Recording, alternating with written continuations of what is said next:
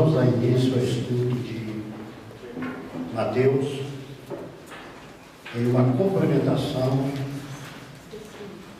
ao que já está sendo ministrado. E eu tenho certeza que as revistas da História Dominical, elas estão muito boas no assunto. Mas foi falado da necessidade de uma complementação.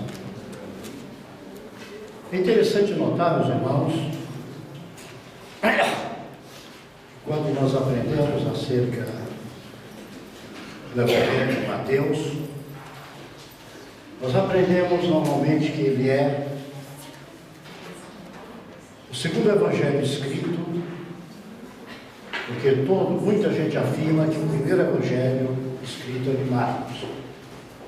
Mas eu queria dizer aos irmãos que isso não é consensual.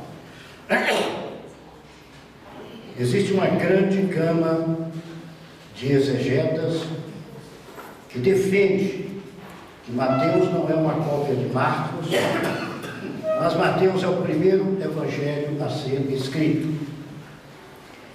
Isso é um ponto controverso. Para nós não interessa se é o primeiro ou se é o segundo.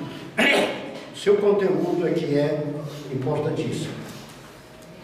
Segundo fato a ser tratado. Normalmente, até mesmo em faculdades de teologia, a gente aprende que o Evangelho de Mateus é um evangelho que foi escrito para os judeus. Não é verdade total também isso, irmãos. Por quê, pastor? Porque quando o Evangelho de Mateus foi escrito, o cristianismo já tinha no mínimo 50 anos ou mais. Então não era para convencimento de judeus. O Evangelho de Mateus foi escrito exatamente para a nova igreja, o cristianismo que havia surgido e a edificação dos novos judeus que aceitaram o cristianismo. Porque eles haviam recebido o cristianismo. E agora precisava de um doutrinamento, um ensinamento para a edificação do cristianismo. E se você nota, você vai encontrar no livro de Mateus exatamente tudo acerca da vida espiritual, começando do nascimento de Cristo, a sua ressurreição. Você encontra aquilo que se chama vida cristã, e você encontra em Mateus também, até mesmo os estudos escatológicos, a parousia. Então, Mateus é um fecho que, junto os seus capítulos, contém a doutrina bíblica em sua consistência. Interessante também que surge uma pergunta acerca do nome de Mateus. Mateus é chamado de Mateus. Os discípulos chamam ele de Levi. Tá certo? Mateus é o nome aramaico. Levi era o nome judeu dele. E segundo exegetas da Igreja Católica Romana, ainda tinha o nome grego de Mateus, que era Teodoro. Tá certo? Exegetas, principalmente da Igreja Católica Romana, tratando da tradição, eles dizem que Mateus era conhecido no mundo grego como Teodoro. Então, três formas de ver o nome de Mateus. No aramaico, que deu origem a Mateus, o nome dele judaico e o nome dele grego. Tá certo? Isso aí para explicitação de alguma coisa. Interessante, meus irmãos, Quando nós começamos a pensar acerca de Mateus, existe uma grande diferença entre dois publicanos que a Bíblia cuida. Um é Zaqueu. A Bíblia diz que Zaqueu desceu, gostoso da árvore, recebeu Cristo gostoso na sua casa. Mas a Bíblia não diz que Zaqueu deixou de ser um cobrador de impostos. Com Levi é diferente. Os irmãos abrirem o livro de Lucas, capítulo 5.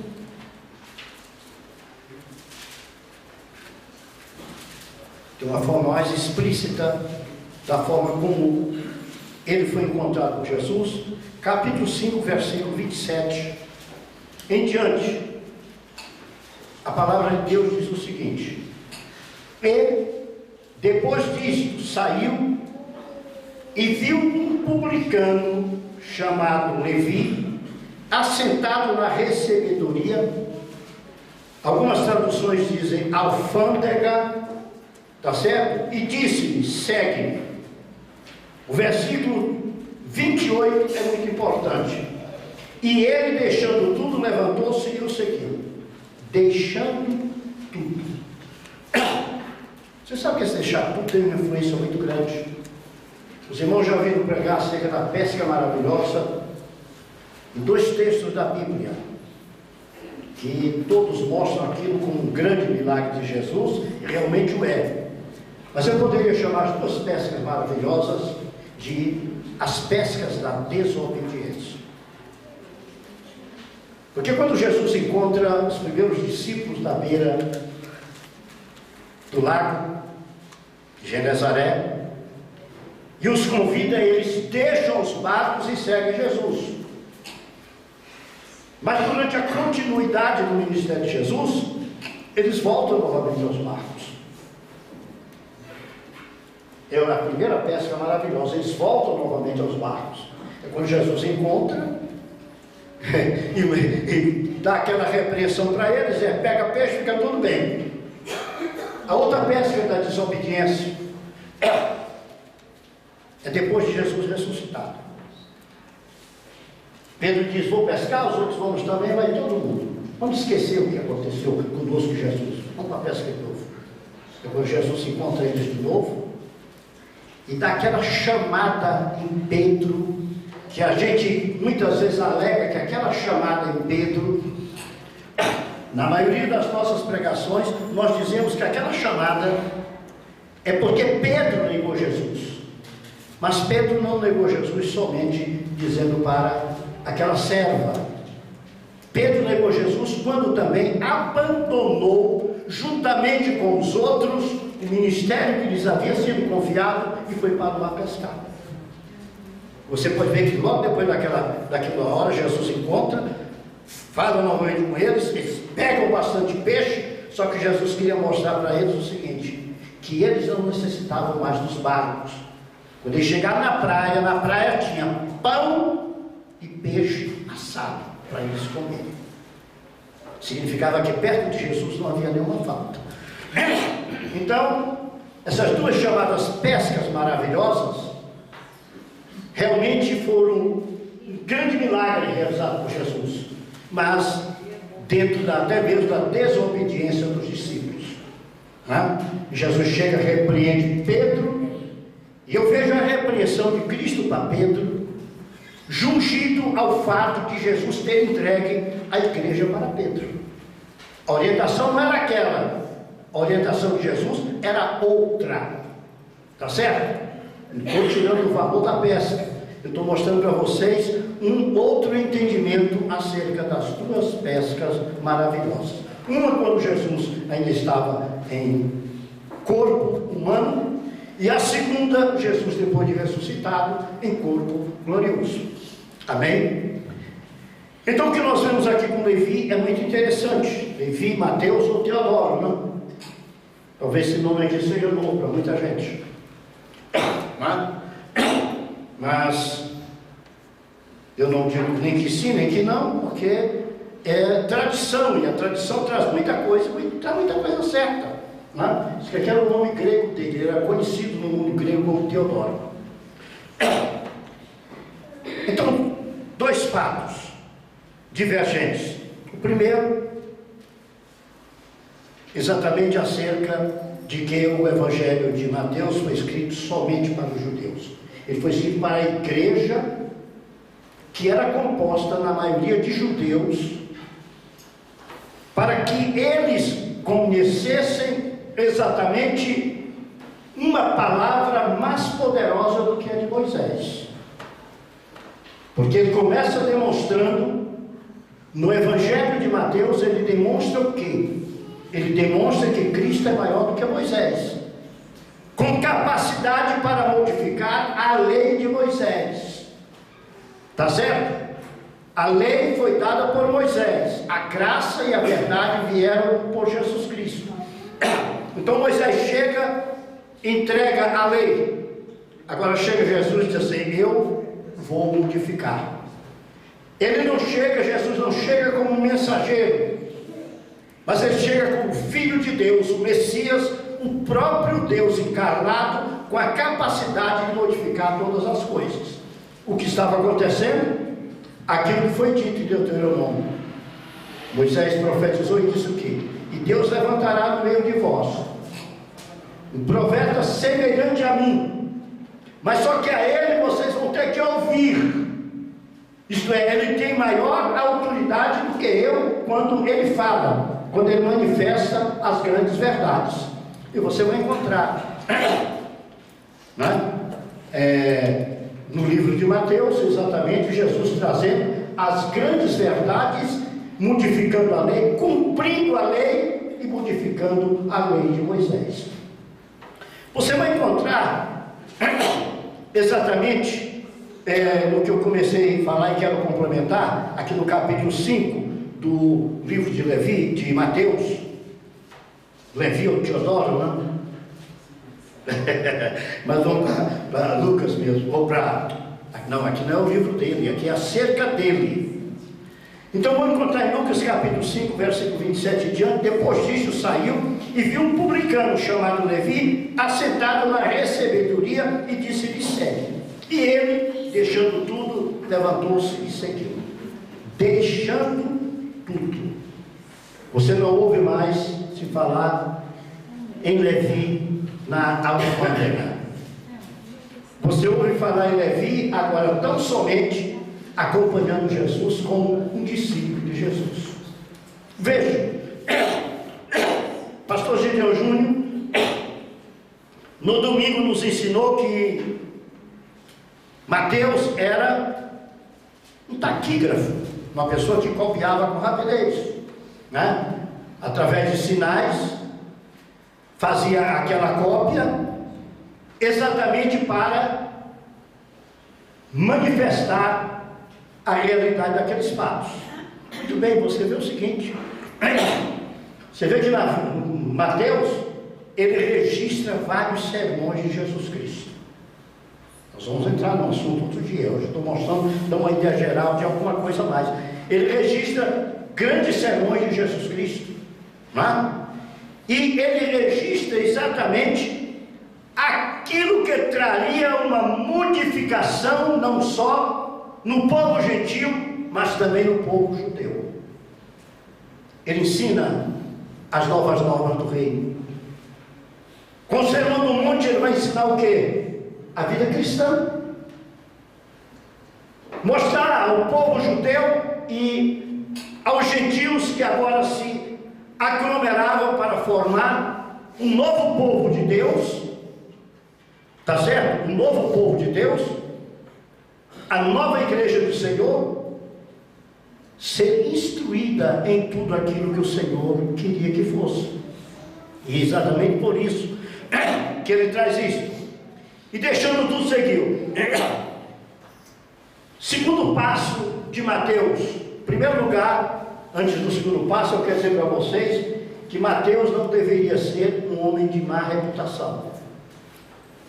Jesus não ia chamar um bandido para ser seu discípulo. Jesus não ia nomear um bandido para ser seu apóstolo. Zaqueu tomou uma posição, mas parece que Mateus, Levi, não era um cobrador de impostos, ladrão. Era um judeu temente a Deus. Era alguém que tinha um grande conhecimento do Velho Testamento. E alguém que, segundo os historiadores, tornou-se um escriba acompanhando Jesus Cristo. Jesus fazia, ele registrava. Provavelmente Jesus dizia para ele: olha, Mateus, eu hoje vou trazer um assunto que eu quero perpetuar. E pegava o seu material e ia anotar tudo aquilo que Jesus estava falando. Porque quando você vê os sermões de Cristo narrados em Mateus, você vê a grande propriedade no entendimento daquilo que é falado. Não existe uma forma abrupta na mudança do pensamento, mas é levado com uma consonância perfeita. Mateus também tem uma outra especialidade. Ele estava tratando com novos convertidos, tanto do judaísmo para o cristianismo, como os gentios que haviam recebido a palavra. Então há uma pergunta que muitas pessoas gostam de fazer: por que em alguns locais está escrito reino de Deus e outros reino dos céus? Mateus não escreve reino de Deus, ele escreve reino dos céus. Ele era um judeu que primava pelo respeito ao nome de Deus. Então ele não colocava reino de Deus, mas reino dos céus. Até mesmo quando Jesus falava no livro de Mateus, Mateus registrava reino dos céus. Não é que haja diferença, é porque aquele povo era um povo misto. Para os gentios não queria dizer nada, porque falar reino de Deus ou reino dos céus, tudo bem. Mas para os judeus, se falasse reino de Deus, ia trazer confusão. Por que mataram Jesus? No pensamento teológico judeu, foi exatamente porque Jesus disse que era filho de Deus. Então haviam princípios que eles não aceitavam de maneira alguma. Então era proibido a expressão reino de Deus, então reino dos céus. E Mateus trata com muita acuidade dessa forma. Fato de Mateus também, ao encontrar Jesus, o fato da sua conversão ao cristianismo, o fato da sua mudança de vida. E talvez seja por isso que a Bíblia se preocupou em contar a conversão de Mateus, porque Mateus não teve um testemunho oculto. Nicodemos foi ter a noite com Cristo, por causa da sua condição de príncipe judaico. Levi não tinha mais o que esconder, ele abandonou a alfândega para acompanhar Jesus. Mas para abandonar, ele fez uma festa. Ele chamou os colegas tudo da alfândega. A Bíblia diz aqui no versículo 29: e fez Levi um grande banquete em sua casa. E ali havia uma multidão de publicanos e outros que estavam com ele à mesa. Levi se converte e diz: eu quero tornar público a todos os meus comparsas, colegas de trabalho, o que houve na minha vida e no que eu mudei. Então ele passa a testemunhar da sua nova vida para os seus colegas. Ele chama Jesus para esse banquete e chama todos os seus colegas. Aqui diz uma multidão de publicanos. Quando diz uma multidão, quer dizer assim, um grande número de publicanos, ou quase todos os publicanos, ou todos os publicanos. Então a casa de Levi Ele devia ser um homem de um certo recurso, né? De posses, devia ter uma casa muito boa. Os judeus sempre tinham uma sala grande, um local grande, uma mesa comprida, onde eles faziam as refeições, né? Espécie de cenáculo, que vocês conhecem, né? Onde Jesus também ia às reuniões. E provavelmente um local como este, Mateus fez aquela festa, chamou para quê? Chamou para que eles estivessem, conhecessem Jesus. Isso trouxe uma revolta. Versículo 30. E os escribas deles e os fariseus murmuravam contra os seus discípulos, dizendo: porque comeis e bebeis com publicanos e pecadores. E Jesus respondendo disse-lhes: não necessitam de médico os que estão sãos, mas sim os que estão enfermos. Eu não vim chamar os justos, mas sim os pecadores ao arrependimento. Então, Mateus dá um testemunho público da sua conversão. É como dizer: eu quero que todos vocês que são meus amigos, todos vocês que são meus colegas de trabalho, todos vocês que me conhecem, saibam que a minha vida agora mudou. Alfândega, tchau. Agora eu acompanho a Jesus Cristo. Então veja que o testemunho de vida de Mateus, ao receber o Evangelho, foi uma mudança total na posição da sua vida. Você já pensou se cada pessoa que aceitasse a Jesus fizesse uma festa na sua casa? É um exemplo a ser seguido. Quem sabe a igreja orientar os novos convertidos para fazer, aceitou Jesus, faz uma festa na sua casa para comunicar aos seus amigos, aos seus parentes, aos seus colegas, que a partir de agora você é um seguidor de Jesus. Foi isso que Mateus fez. Está certo, meus irmãos? Então já vimos algumas coisas, né?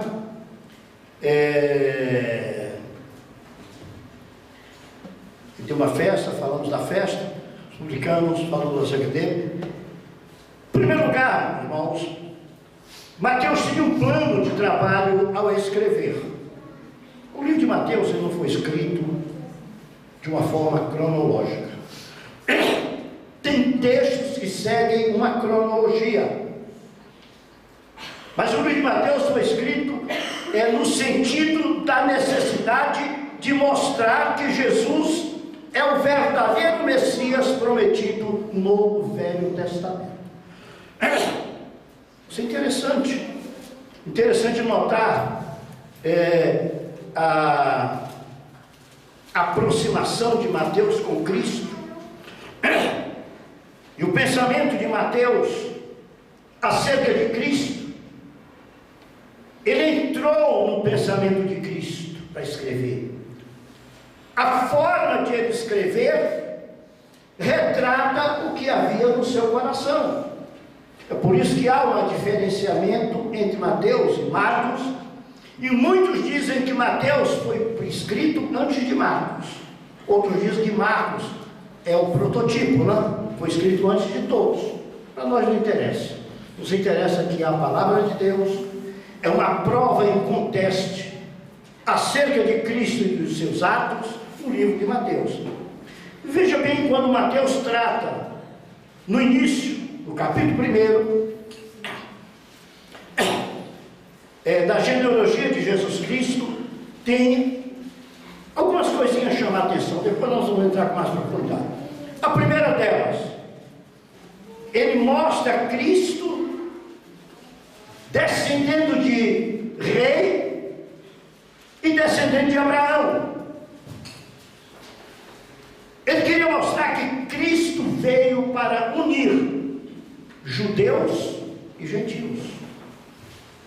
Até mesmo quando começa a genealogia, não começa com o judeu.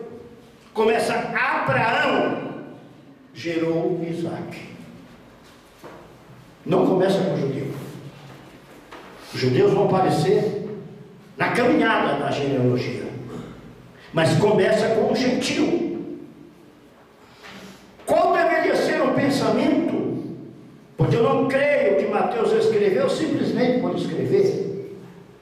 Eu creio que ele teve a orientação não só do Espírito Santo, mas eu creio que o próprio Jesus orientou que na sua missão havia algumas coisas que eram precípuas, eram muito importantes para o futuro da sua igreja, que não seria o judaísmo, mas seria o cristianismo.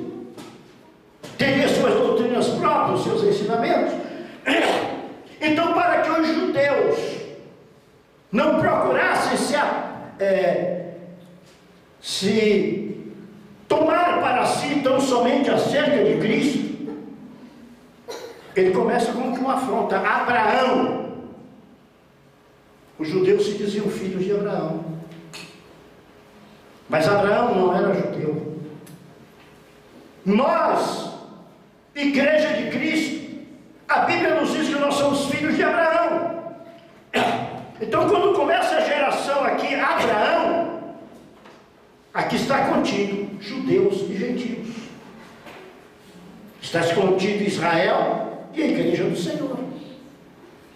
Porque esse povo que houve uma caminhada diferente a partir de Cristo, este povo será unido no final em nome de Cristo. Outra coisa interessante que eu quero chamar a atenção de vocês é que Mateus mostra o valor que Cristo começou a dar à mulher.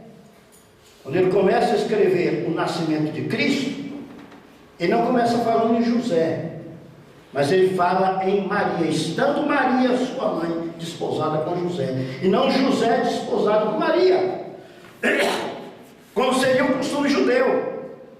Não é que seja um livro de afronta, mas é um livro que mostra a preocupação de Cristo no conceituar a mulher dentro da igreja.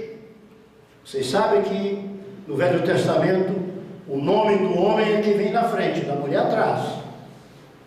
Aqui ele começa Mateus falando do nascimento de Cristo, mas ele coloca Maria. Ele podia ter colocado o seguinte: estando José desposado com Maria, mas ele coloca estando Maria, sua mãe, desposada com José.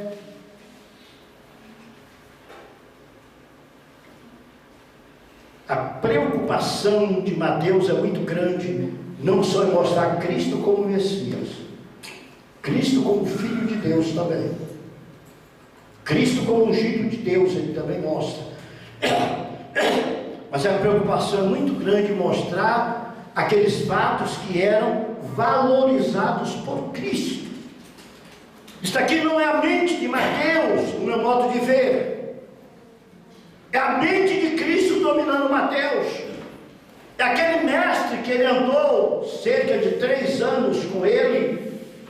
Aquele mestre que ensinou, que dizia: olha, Mateus, as mulheres são oprimidas. Eu vim para libertar. Eu vim para mostrar uma nova vida. A Bíblia diz que Jesus veio para dar vida e vida em abundância. Não só o homem, a mulher também. Então são vários aspectos, né? O que nós notamos também, meus irmãos, é que este Salvador, segundo Mateus, né? Capítulo 1, versículo 21, você vê o seguinte: e dará a luz um filho, chamará o Senhor Jesus, porque ele salvará o seu povo dos seus pecados. Aqui de início, os judeus poderiam ter uma preocupação e dizer: nós, se eles aceitassem, tivessem aceito, é que somos o povo e a salvação é nossa. Por isso que o apóstolo Paulo disse que a salvação vem dos judeus, mas o apóstolo Paulo disse que a salvação é só para os judeus. João diz: Deus amou o mundo de tal maneira que deu o seu Filho unigênito. Então o Evangelho traz a universalização da salvação, o atingir de tudo. Com Como prova, você chega no último capítulo de Mateus, que é o 28, não? E Jesus diz, no versículo 19, ide ensinai a todas as nações. Isso era uma afronta para o judeu. Porque quando você abre o Velho Testamento, digamos, quando é dada a lei de Moisés, capítulo 20 de Gênesis, essas palavras são ordenadas aos filhos de Jacó. E agora vem um judeu que poderia ter sido muito atacado por ter exercido a função de publicano, de trabalhar numa alfândega, mas você não vê falar um ataque na vida dele. Ele parece-nos que era um justo no meio de uma maloca. Como a gente fala, muita gente fala mal de Ló, mas a Bíblia diz que Ló era um justo que perecia no meio dos ímpios daquela época. Então não é habitar no meio dos ímpios simplesmente que podemos dizer que o cara é ímpio. Não é simplesmente por ele ter sido um cobrador de impostos, alguém que trabalhava na alfândega, que pode ser dito que ele era um ladrão. Com Zaqueu também nós não podemos dizer que ele era um ladrão. A Bíblia não diz em lugar nenhum que Zaqueu era um ladrão. Você vê pregar em muitos púlpitos, Zaqueu ladrão. Não. Zaqueu é que na sua conversão diz assim, se eu tiver defraudado alguém, eu vou devolver 4 vezes mais. Era alguém que tomou uma posição dentro de uma circunstância. Mas a Bíblia não diz que ele era um ladrão. Como eu já ouvi muita gente pregar, já ouvi muita gente falar que Zaqueu era um ladrão. A Bíblia não diz isso. Aos olhos do povo, eles eram mal vistos. Isso não é realidade. Mas ser mal visto é uma coisa e ser alguém que não presta é outra coisa. Tá certo? Então veja, ide, portanto, ensinai a todas as nações. Abre o Evangelho mostrando Abraão como nós entendemos pai de todos que servem a Deus. Porque a Bíblia nos mostra Abraão como crente. Então o judaísmo nasceu depois do cristianismo, segundo a Bíblia. O crente Abraão foi antes do judaísmo. A Bíblia diz que chama Abraão crente Abraão. Aquele que crê daquela forma. E aqui no final mostra que o Evangelho é uma palavra exatamente para todas as nações. É uma palavra universal. Quando nós dissemos que havia esse pensamento aqui de Mateus, no primeiro versículo, livro da geração de Jesus Cristo, filho de Davi, filho de Abraão, ele foi buscar isso lá no Velho Testamento, no livro de Ezequiel. Você pode abrir Ezequiel, capítulo 34. Pode abrir comigo, Ezequiel 34. Localizaram? Amém? Ezequiel capítulo 34, versículos 23 e 24. Olha o que diz a palavra.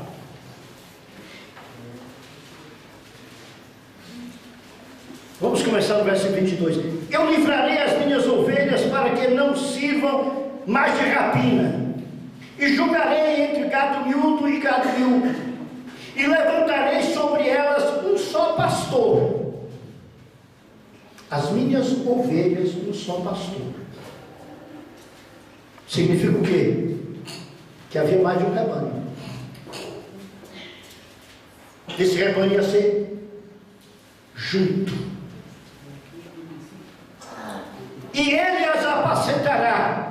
Agora aqui, meu servo Davi é que há de as apacentar, ele lhe servirá de pastor. Ele chama Jesus de filho de Davi. Versículo 24: e eu, Senhor, lhe serei por Deus, e o meu servo Davi será por príncipe no meio delas. Eu, o Senhor, o disse. Então foi aqui exatamente que o nosso querido irmão Mateus foi buscar o princípio para abrir o seu evangelho segundo o ensinamento de Cristo, o livro da geração de Jesus Cristo, filho de Davi, filho de Abraão. Ele foi buscar a origem lá no Velho Testamento. Este Salvador originaria um novo povo maior que Israel. Você vê em Mateus capítulo 21, versículo 43, tá certo? Maior que Israel. Isso porque a revelação que ele trouxe é maior do que a de Moisés. Você vai ver em Mateus muitas vezes o quê? Mostrando Moisés e surgindo Cristo superior a Moisés. Por quê? Hoje os muçulmanos, se alguém falar de Maomé, eles matam. Por quê? Porque o conceito que eles têm de Maomé é um conceito muito vivo, muito forte. É o grande profeta, é aquele que não pode ser tocado.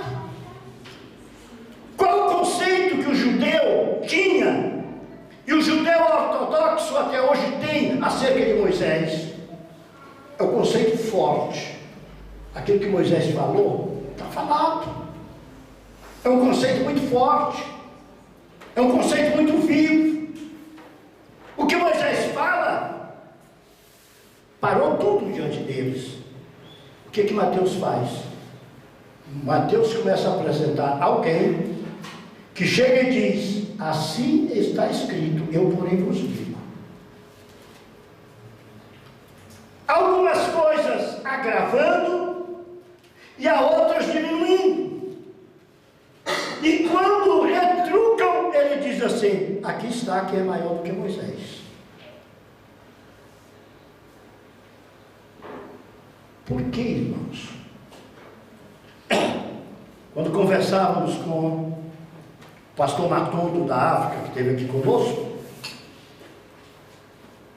ele nos mostrava que a forma de pregar dele, vocês devem ter visto. Ele prega mais libertação do que tudo.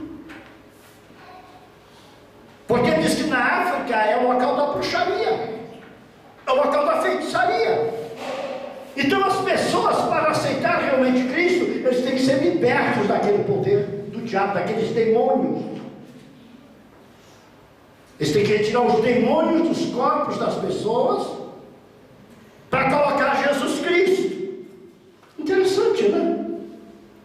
É como se nós chegássemos num local que acreditassem no Pai e no Filho, e o Espírito Santo fosse desconhecido. É o caso de Paulo, quando chegou em Éfeso. Já recebestes o Espírito Santo? Não cresces? Qual foi a resposta? Nós nem ainda ouvimos falar que haja o Espírito Santo assim. Aí Paulo pregou sobre acerca do Espírito Santo para eles. Batizou eles das águas, o batismo de Jesus. E eles foram cheios do Espírito Santo, começaram a falar línguas, começaram a profetizar. Mas eles conheciam a Deus, já estavam conhecendo Cristo, mas o Espírito Santo não. Essa tem que ser a nossa mensagem. Se chegar num local onde conhecem o Espírito Santo e o Pai, vão pregar o Filho. Não vamos deixar de falar no Espírito Santo e no Pai, não vamos dar ênfase ao Filho. Chegar num local onde acreditem no Filho e no Espírito Santo e o Pai esteja esquecido, vamos continuar falando no Filho e no Espírito Santo, mas não dar mais ênfase ao Pai. Exatamente o que Mateus faz. Ele chega para o povo de Israel aquela igreja nova, misturada com os gentios, e dizer: tudo bem, mas eu tenho uma coisa para apresentar para vocês que é maior. Tomem o Sermão do Monte, tomem as novas leis do rei, tomem uma nova vida, uma mudança, porque cristianismo é diferente de tudo. E Mateus se preocupa exatamente com isso, tá certo? Você vê no capítulo 17 de Mateus um fato interessante que vai dar mais firmeza nisso, para você ver como era, capítulo 17, aqui, acerca da transfiguração. A Bíblia diz que 6 dias depois tomou Jesus consigo Pedro e a Tiago e João, seu irmão, e os conduziu em particular ao alto monte. Eu quero mostrar para os irmãos a impregnação. E transfigurou-se diante deles, e o seu rosto resplandeceu como o sol, e os seus vestidos se tornaram brancos como a luz.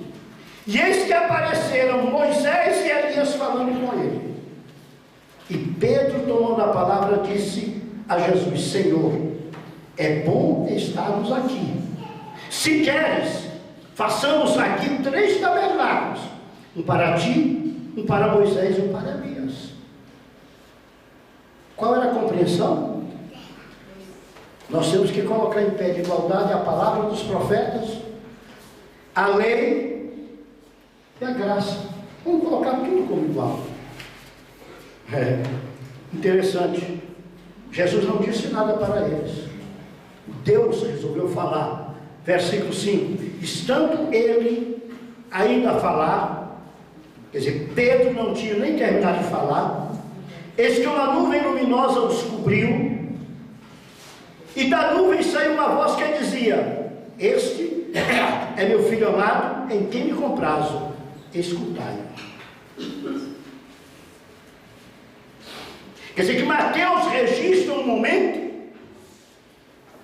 em que o próprio Deus diz: não é a vez dos profetas, não é a vez de Moisés. Deus não está dizendo os profetas não prestam, Moisés não presta. Deus não está dizendo isso.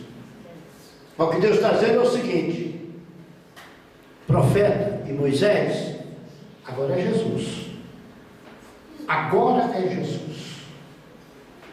Então veja, quando você vê Pedro dizendo essas palavras, o que é que está enraizado ainda no coração de Pedro? A lei e os profetas.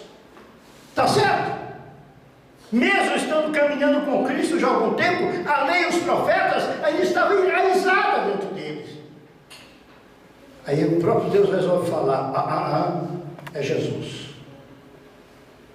Mateus, ele tinha um conhecimento muito grande do Velho Testamento,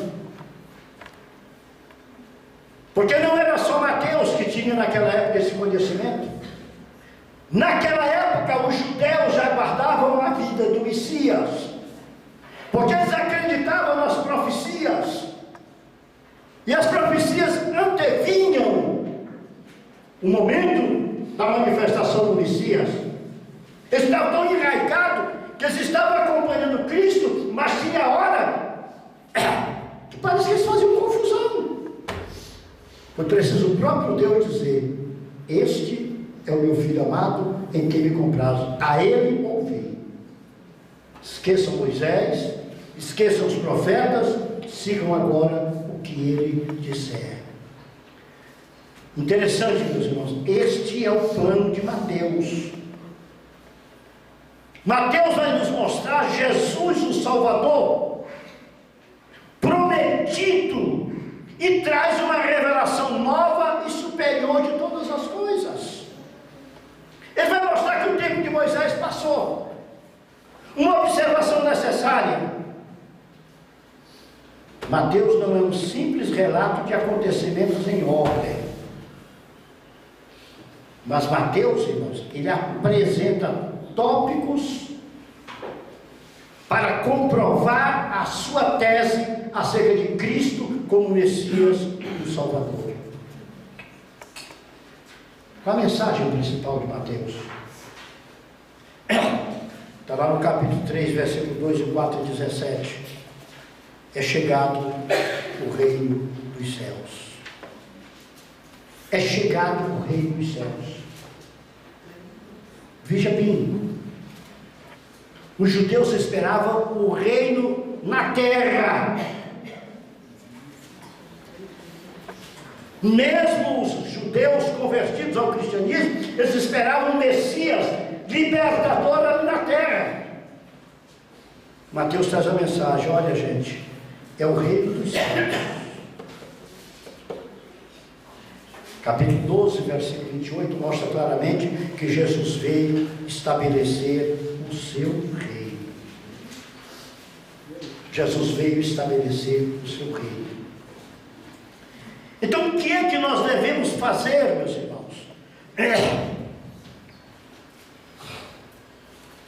Nós temos que pensar no seguinte: o que é o cristianismo? Conforme Mateus mostra,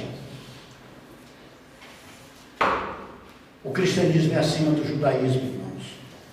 Ele não é uma contradição ao judaísmo, mas ele é uma palavra que mostra que no judaísmo começou a ser colocado como alicerce, e houve a edificação exatamente com o cristianismo.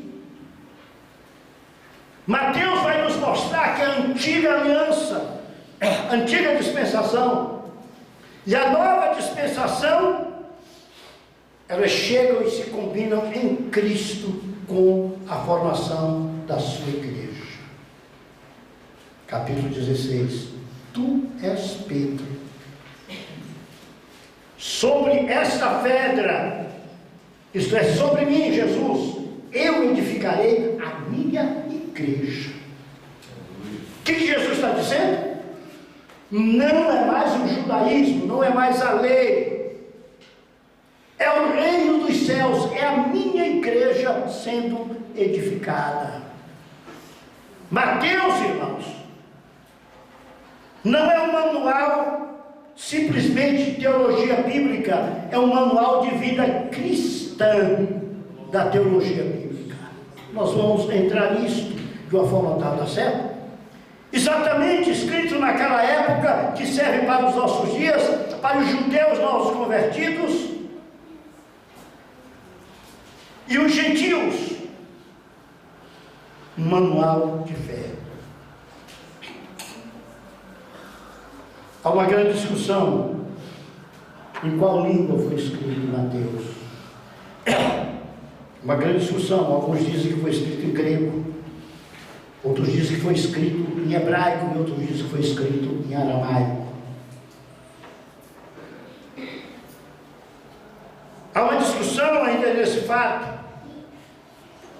Aqueles que afirmam que Mateus foi escrito em aramaico, porque exatamente naquela época era falado o aramaico.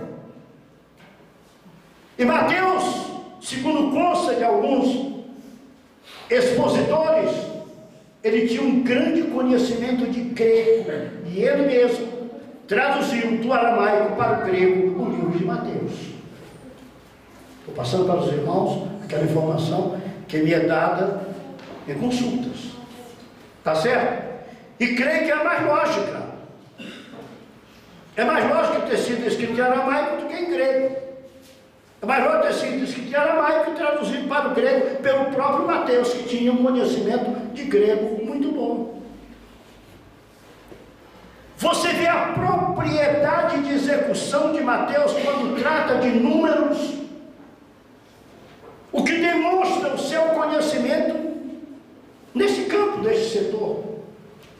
Todo mundo demonstra quando traz uma manifestação ou um conhecimento novo, alguma coisa dentro do seu conhecimento. Isso é do ser humano.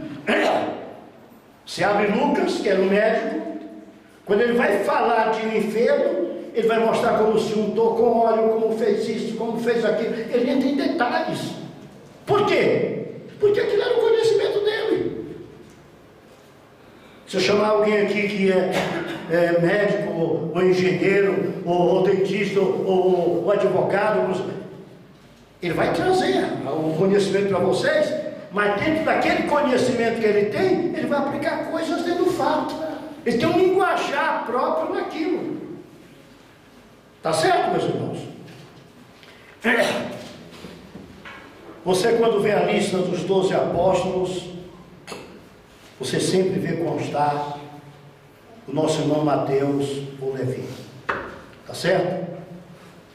Nós já vamos parar, já são 9h15. Vamos encerrar. Então nós vimos que a revelação de Cristo superior a de Moisés, por sua autoridade, porque ele é bem maior. Nós vimos que Mateus demonstra Jesus como Messias, filho de Davi e Salvador, filho de Davi e Salvador, né?